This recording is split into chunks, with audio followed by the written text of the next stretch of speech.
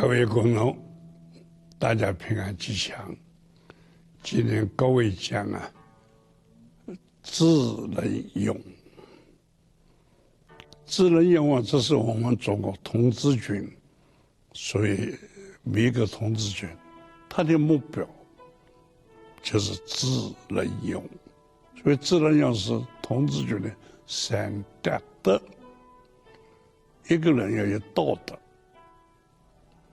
要到达童子军要到达这一个道德的目标、道德的标准，要有智慧，要有仁慈，要有勇敢。这个在佛门里面，比方般若就是智。你们念《金刚般若波罗蜜多经》这个经，念《般若心经》。般若就是我们的智慧的光，般若就是我们心里的潜能，我的能量放光了，般若放光了。你像过去《金刚经》一开头，20摄氏照以持钵，60位大乘，70于其真容，次第其意。反射其受益目，习作以辅助而作，这就是佛陀，就是这个他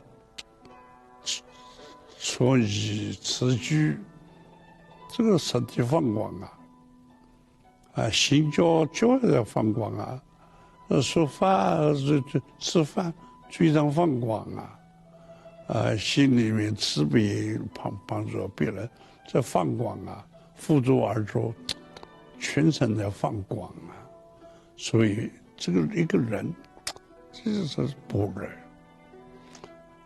慈悲就是仁，这个儒家讲仁，佛门呢就讲慈悲，或者基督教讲博爱。慈悲最究竟，慈能可以给人的快乐，悲能拔出人的痛苦。给人的快乐，拔出人的痛苦，这个慈悲，这个仁德很重要。勇就是佛教的菩提，发菩提心。什么叫做菩提心？上求下化。上求诸佛之利，下化一切众生。你能可以承担这个责任，上求下化，有这种勇敢，有这种承担，你就有这种勇气。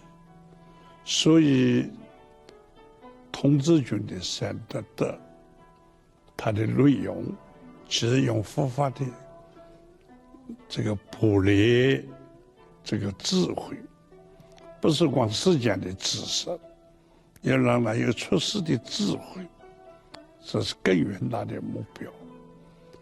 让他有仁爱，就有慈悲心，更广泛的无缘大慈，同体大悲这个是更伟大崇高的目标。一个勇就是发菩提心，上修下化。